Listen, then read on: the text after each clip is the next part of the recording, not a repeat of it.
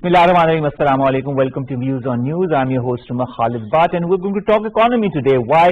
Because, of course, it's something that is on the minds and on the hearts of every Pakistani. We want our economic condition to be better. We want that the different woes that our daily lives are confronted with be resolved at the earliest, and for that there needs to be certain resolutions to be met with organizations such as the IMF. Now, Shaukat Tareen Sahab, who is the advisor to the Prime Minister on finance, has recently said that Pakistan will have to complete about 5 prior actions before the IMF calls the meeting of its board of directors to release the $6 billion that are suspended since April this year. Now, Shaukat Tareen Sahab also said that Pakistan had met with most of the preconditions as well that had been laid down by the IMF. At the same time, we also know how the way Pakistan is complying with the IMF or the FATF.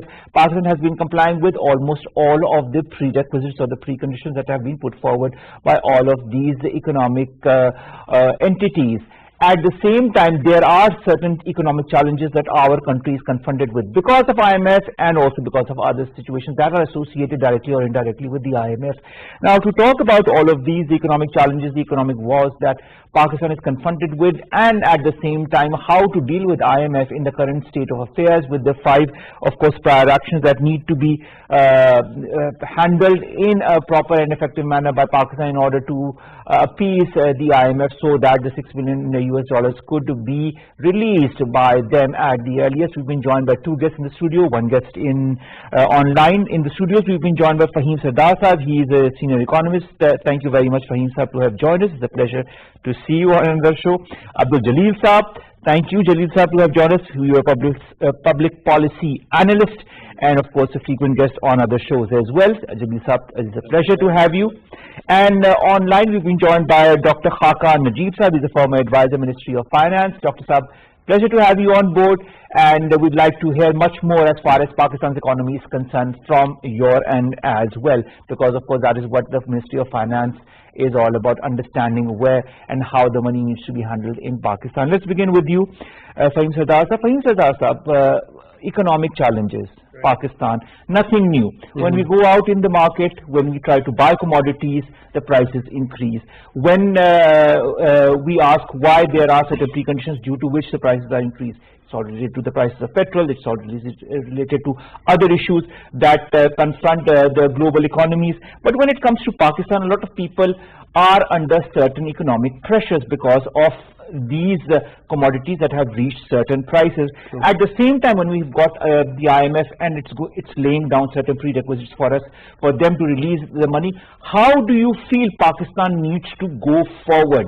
Because there are a lot of things that are happening at the same time. Thank you for having me. I think you've gone straight to the solution. You basically are, if I understand you correctly, you're trying to bring up or bring into the discussion what needs to be done to sort of build a better situation for Pakistan. Right now what Pakistan is facing is, let's say, a supply shortage in many of the subsistence commodities. I call them subsistence commodities because like lentils, like milk, like meat, like wheat, flour, even corn flour. What needs to be done is we have to go back to the basics. All right. Supply and demand. As soon as supply increases, the prices tend to adjust themselves with a static or, let's say, same demand. In Pakistan, the demand has not gone up exponentially. It might have adjusted slightly upwards, but basically we've had issues in supplies, and the volatile information regarding supplies has caused a big issue. So that's being sorted out by the government very aggressively. And there's a term that I like to use which is called reconfiguration. The government is trying to reconfigure its economy. Now I'm going to take a big jump and come straight to IMF. You see, when the IMF is an organization which was brought about for the stability of European currencies after World War II. So with time, their role started to increase. What we have to understand, what I have to understand is when I'm dealing with someone or some organization, I have to go according to their terms. Having said that, I also have to negotiate as hard as I can. And it's been seen multiple times that Are those negotiations really working in Pakistan's favor? I would sort of reserve my comments on that, because I do think there's much more we can do. Okay. And I'm speaking very constructively, because the government has been, you see, the government has been caught by COVID and the locust attack, and then there was a stuttering demand, and then the demand started to rise. But Pakistan did such a fantastic job. The government did a pretty good job in building up the economy in a V-shaped recovery. It was not a U-shaped recovery. At the end, when we come to the IMF, it is very clear for me that when we negotiate with the IMF, step one, it has to be done to the best of our abilities, which because I'm not part of it, so I can't really comment on that. The second point I think is more important for us right now. Negotiations have already been done. It is how to use this situation and the economy to come to a conclusion, which is, I think, what you asked me. The Pakistan economy is growing. The Pakistan economy is bustling. The Pakistan economy has already reconfigured itself in this COVID situation where things have gone electronic. If you look at the state bank numbers, banks, businesses, e-commerce, everything was online. Nothing was disrupted. That's just one example that I'm using. What I'm trying to say is that we have to now use this situation to build up our revenues. What does the IMF say? If the IMF says there are 5 preconditions or prior conditions or whatever we want to call them, they are primarily asking Pakistan, or let's say very persuasively asking Pakistan, to increase revenues, decrease costs of the government, federal government and the provincial governments, and to ensure that there is a free flow in monetary policy. Now, these things can be easily done. If the IMF says increase your revenues by increasing electricity rates, it's because there is a deficit which needs to be tackled. How do you deal with the deficit? You start creating more revenue streams. You start increasing more. But you know, sometimes what happens is that the common man doesn't understand these complexities, and what he or she understands is the burden that he or she is tackling with every day. I'll come to my Dr. Khaqan Najib Saab. Dr. Saab, you must have heard, of course, my two guests talking about the issues that pertain to Pakistan and, of course, our economy and our relationship with the IMF. When we talk of these 5 prior actions that need to be put forward, whether it be the SPV bill approval, the withdrawal of tax exemptions, increase in energy tariff, and, of course, increase in recovery, decrease in cost, how much of that is achievable in a short term so that the $6 billion that are stuck since April could be released? Bismillahirrahmanirrahim. Umar, thank you for having me on your show. Pakistan correctly has been in 22 programs, but we have only completed one standing program that finished in 2016. So 21 programs went uncompleted. What that means is that during these reviews, we were unable to complete the prior conditions or the structural benchmarks, and thus we did not continue with the program. In the short run, as a bandage to make sure that our current account stability is there, our rupee stability is there, we are able to secure these finances, and these finances of $1 billion which will come if we are able to complete this review, they make a difference not only in the 1 billion but also giving confidence to other areas of money that we are picking up, whether that be from the multilaterals or from the investors. So one, we should be clear that we should be able to complete them. Today we completed one action. The State Bank Act was passed in the joint session of the parliament. So the autonomy issue has been settled. We've already settled the energy price increase, and the main one that remains is the bill that has to be brought in for levy of some sales tax in the country by doing away with the sales tax exemptions. As well as, I think the Monetary Policy Committee is meeting on the 19th of the State Bank, and I think that is also kind of a prior condition to adjust the policy rate looking at the inflationary trend in the country. So I'm hopeful that once these are met, we should be heading towards a settlement with the fund in the near future. But having said that, I'd like to understand this whole perspective of our relationship with the IMF. And how much does that, in your point of view, I would like a very candid answer, burden the common exchequer, the common man who runs his household every day? How should we prepare a common man in such a manner that he does not get excessively burdened or stressed out by the whole relationship? You talk to any common man, you talk to him about IMF, and it raises certain alarms within him or her. Why is that so, and how can we reconcile them with the fact that this is a relationship that has been long running? Umar, that's a very pertinent question. So we must remember that going to the fund in Pakistan's case has always been a story of an external account instability. We in simple terms, we are short on payments on the external front. Our current account is running high as it was in 18 and 19, and so we have to seek external support. That's mainly been the case. But in Pakistan's case, that's coupled with the fiscal deficit running at 8 to 9% over the last 3 years as well. And in Pakistan's case, there are other serious issues also, like the energy sector, which has been causing a lot of circular debt. The state-owned enterprises with the government of Pakistan, about 203 state-owned enterprises, which also burden the FATF issue. So all these combine form what is called the MEFE, the document that we sign with them. But all these adjustments of price to create stability in all the sectors that I've mentioned to you. So you have to do pricing changes of the rupee versus the dollar. You have to do pricing changes of the taxation in the country, the policy changes. You have to do pricing changes in both gas and energy, the power sector. You have to levy the petroleum levy because you're short on taxes in terms of direct taxation. So they all burden the common man. But having said that, as a policy maker, one should think of them as bandages, that for the time being, they give you that space, time and ease to do what is required to do. So if we were to think about the programs in that sense, then that's a good relationship. You have an issue, you go to IMF, lender of the last resort. It helps you in the time being, gives you that space to do what you need to do to create price stability in the country in the long run. You do what you need to do to create efficiency in the energy sector. You do what is required to do by selling the state-owned enterprises. So that's the kind of relationship we should have had.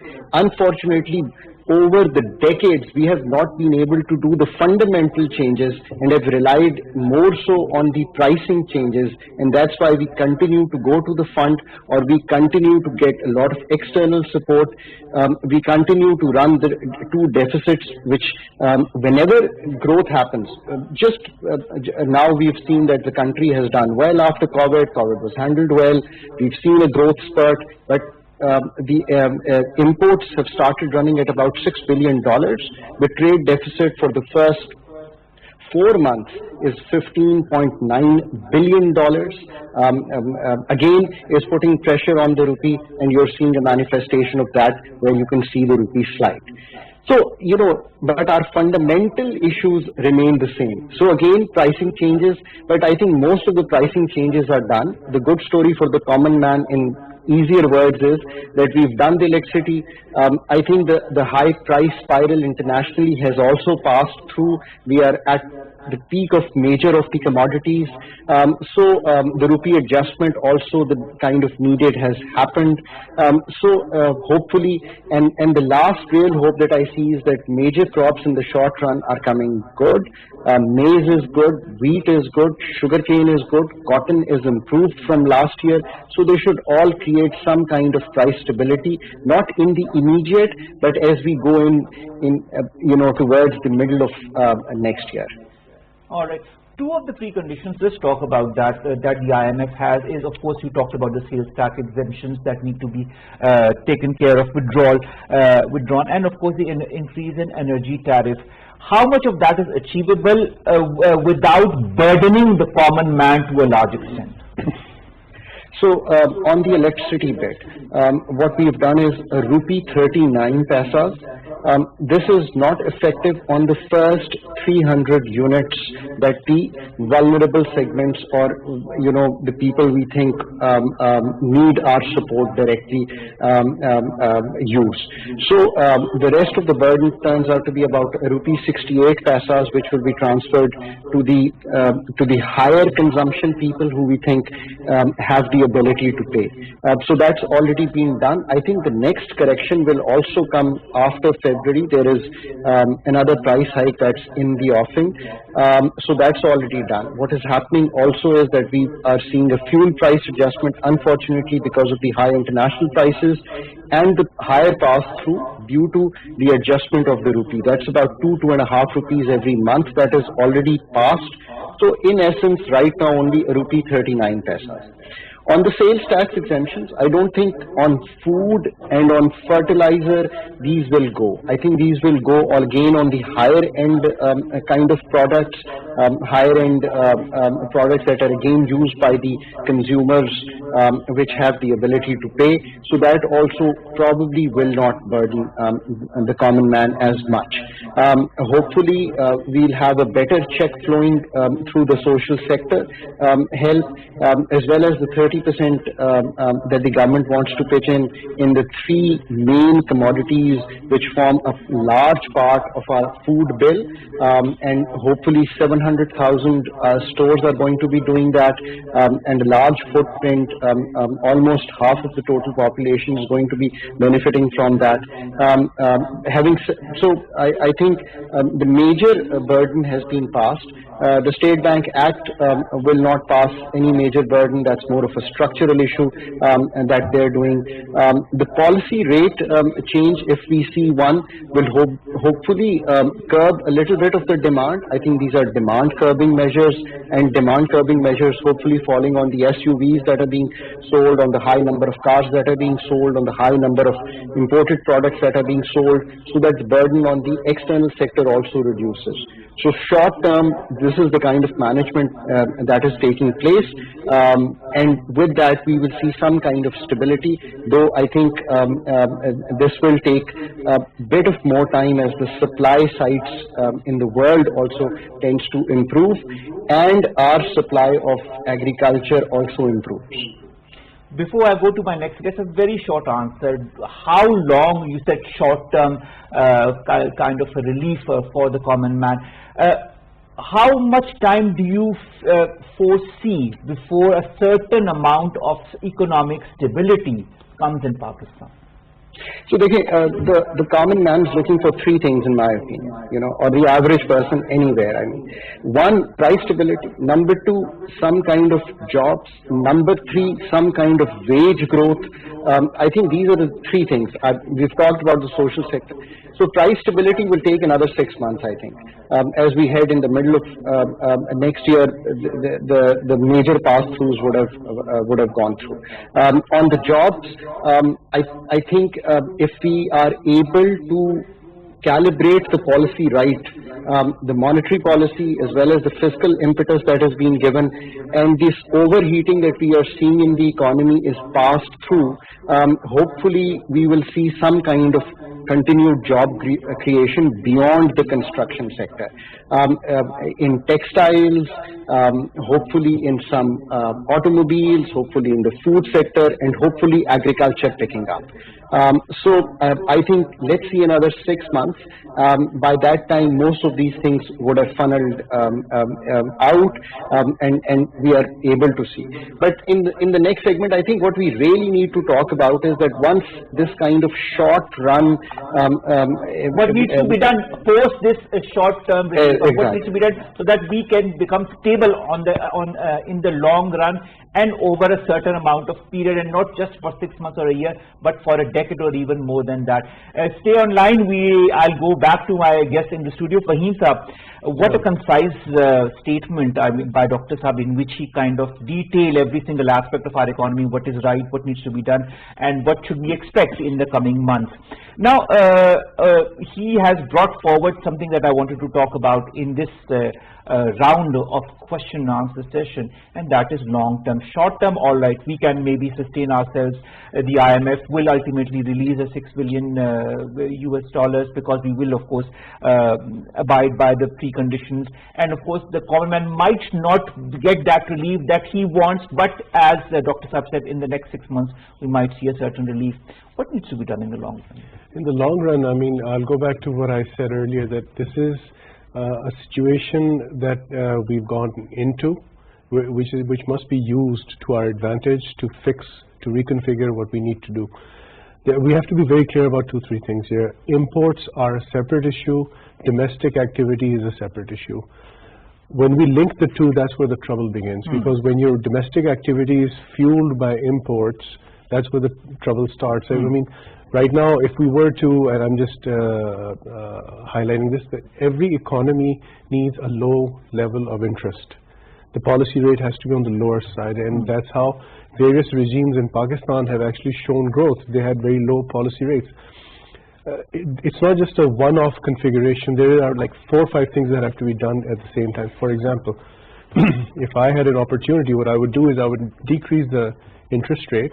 I would increase regulatory duty, staying within the WTO framework. I would not allow unnecessary imports to come in. We have to be tight about this. I mean, even in developed economies, you can't just play with your currency. The way the rupee sort of slid from, let's say, 150 to 175, because I'm from the market, so I mean, basically I felt that there was a lot of speculation in it. So that has to be eradicated, that has to be taken out. In the long term, our solutions lie in domestic activity. We have to increase domestic activity. If you and I are doing a transaction, it is in the government's interest that if in year 1 you and I did 1 transaction, in year 2 we should do 3 transactions. That's 3 times the tax. Start gradually reducing the tax rate so the economy starts to build up. Secondly, very tight control over imports. Number 3, we have to substitute imports. I know there are many people who are going to say, oh, that's just old school. Yeah, well, it seems to be working quite fine for other countries. So unnecessary imports, gradually we have to substitute them, because we're talking long term now. No, we're not talking short term anymore. And right now what we need to do is we need to make sure that our businesses do not shut down. We need to ensure that our businesses now start going into second shifts. We need to ensure that for example, I'm just giving an example, our pharma companies, our textile companies are now working 24 hours a day, so that they can start going towards exports. Because right now what the issue is of foreign currency. And we're working on a few things in which we're going to open up more fronts in which foreign currency will come into Pakistan. That will take time, but you did say long term. So that's where those things will fall into place. We've also got the expatriates that are sending us money on a very regular level. That is actually precisely the reason. I didn't want to bring that up. That is precisely the reason I'm not convinced regarding certain things.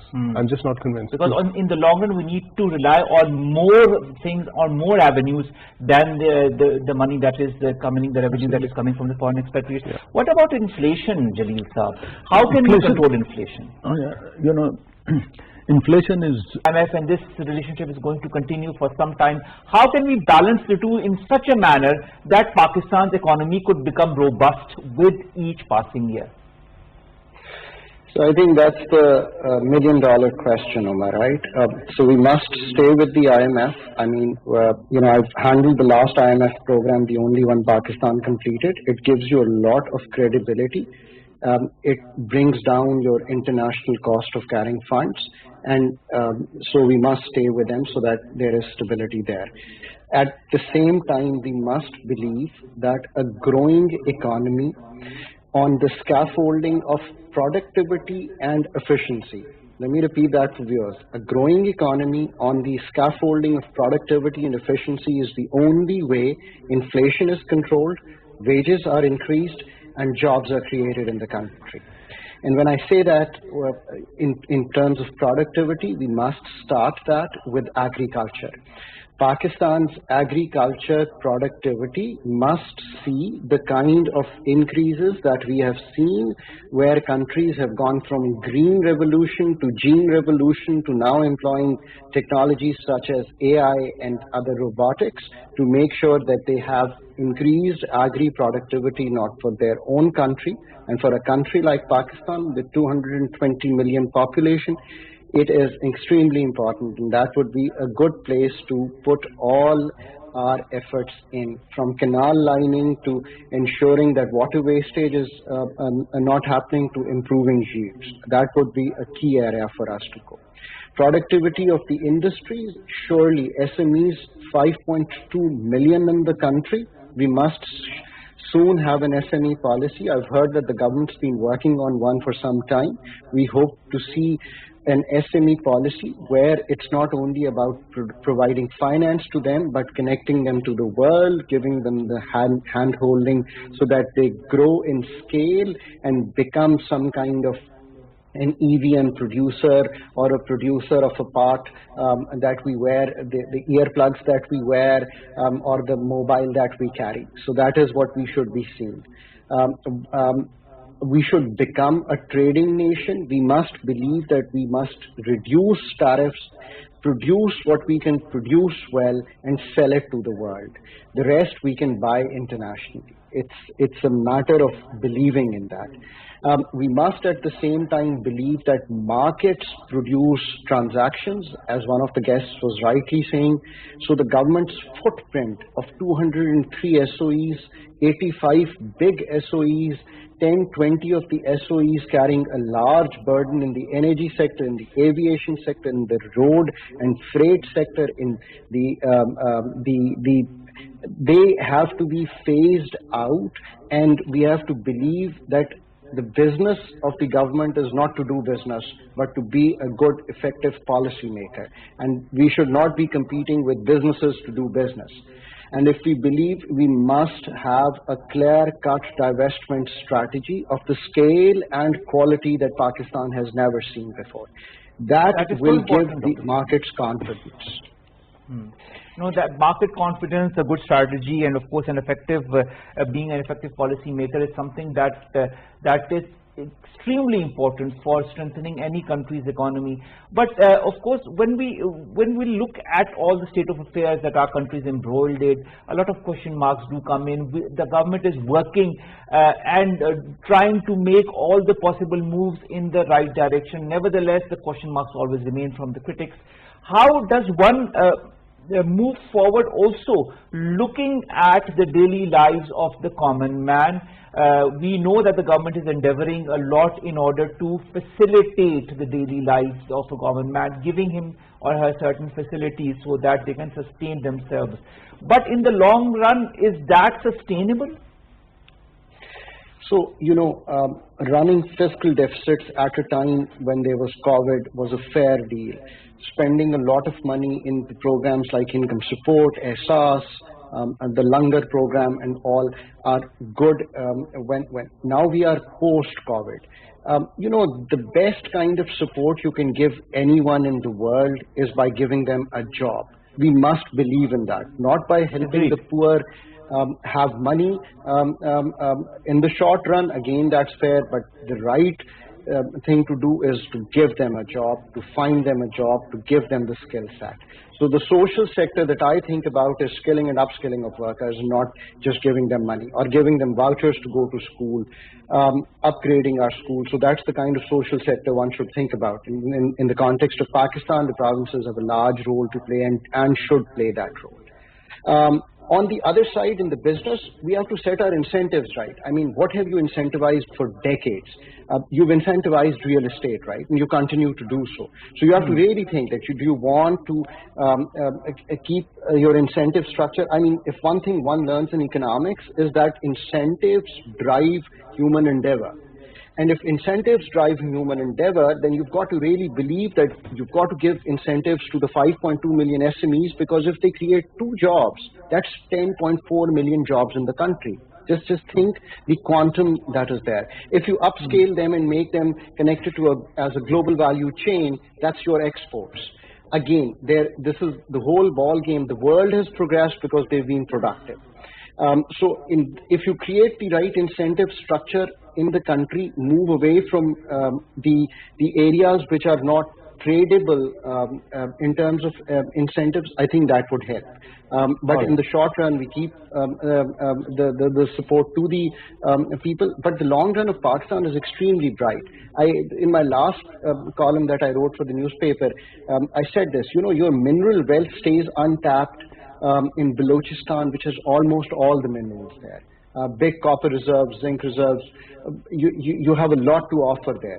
So Pakistan's next growth story, whenever it's written, will be based on a market-led economic growth, based on productivity of the SMEs, the 5.2 million, mineral sectors which can contribute a lot, not only in meeting the energy demands in the country, but also exporting them, an agriculture sector which is far more productive, so that we are not importing the lentils, the wheat and the sugar, so that our reliability in terms of domestic production becomes much more That's better a for very the- interesting. That's a very interesting and, of course, a very optimistic roundup of our future if things go in the right direction. Dr. Khaqan Najib Sahab, coming to the But, sir, studio. I just want to ask one question from Dr. Saab. If you could, what do you want to?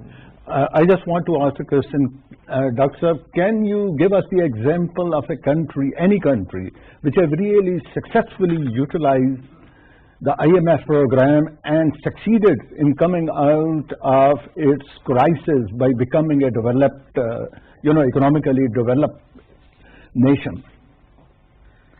What was it? Yes. So, as I said, the countries have to do their own heavy lifting. But in the short run, if you have a balance of payments issue, not going to the fund would probably cause more ripples in the economy than going to the fund would.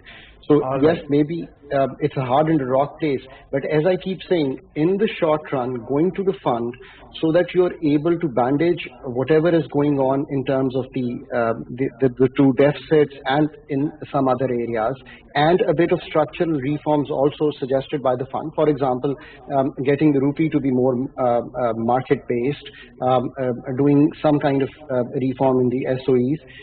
But in the long run, countries which have done well, whether that's the East Asian miracle that you have seen happening, whether that's you've seen China grow, have all done their own heavy lifting. But the principles of doing good have to be strong, good economic principles.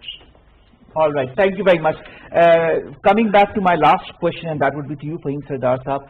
You've heard Dr. Saab talk about it. We've talked to Abdul Jalil Saab as well. We've talked about the different angles and the different issues that we need to confront in a proper and a regulated manner in order to strengthen our economy in the long run. In the short run, of course, we are still dependent on the IMF, and we have to work alongside them so that our economy continues to stabilize itself.